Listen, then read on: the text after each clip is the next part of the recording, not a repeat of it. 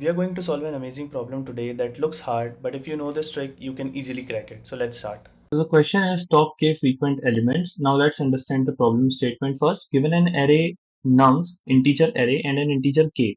Return the k most frequent elements. You may return the answer in any order. Now let's understand the problem with the example. So we have this array 1, 1, 1, 2, 2, 3. So here 1 is appearing 3 times, 2 is appearing 2 times, and 3 is appearing 1 time, and k is 2. Now the two most frequent element in this array is 1 and 2 because they are appearing more frequently than the other elements, right? So that's what we have to return in the answer. Now let me create the approach and I'll explain it to you. So the approach is here. So initially, if you see, we are checking whether the k is equal to the nums dot length. Why? Because if the k is itself equal to the number of elements in the array, then we have to return all the elements, right? Top all the elements present in the array. So we are returning nums from there itself. If not, then we are moving forward and creating a frequency map, which basically has this uh, frequency of each and every element, right? So that's why the map. So that's the easier part. Now the frequency bucket, that's the main trick in this question. So what we are doing is we are treating the index as the frequency, and then at that particular index we are storing the numbers.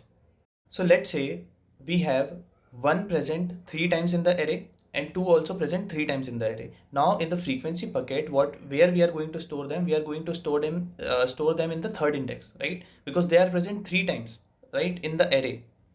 So initially, as you see that we are going to fill the frequency bucket array with the empty arrays, right? So in those empty arrays, we are going to store the numbers on index, basically, which is again representing the frequency. So as the one is present 3 times and 2 is also present 3 times, so we are going to store both of them on the third index. So let's move forward now. Now we are going to iterate over frequency counter map, and we are going to create the frequency bucket. How we are creating it? So frequency counter, as you know, the value represents the frequency, and in the frequency bucket array, the index represents the frequency, right? So at that particular index, we are going to store the value of the number. For example, let me be more specific. So if a number has occurred 4 times, it has the frequency of 4, then it will be present at the fourth index.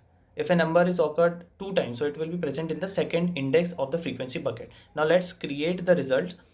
Now what we are doing is we are iterating over the frequency bucket array from the last. Why? Because we have to return the top k most frequent element. So the higher the index, the higher the frequency, right? So we have to only take the elements that has the highest frequency, right? So we'll start from the last and we will traverse till the first index. But also we have to check whether the length is equal to k or not, because if it is equal to k, then we have to return the results from there itself, because we are only asked to return the top k most frequent element, right? We cannot return more than that.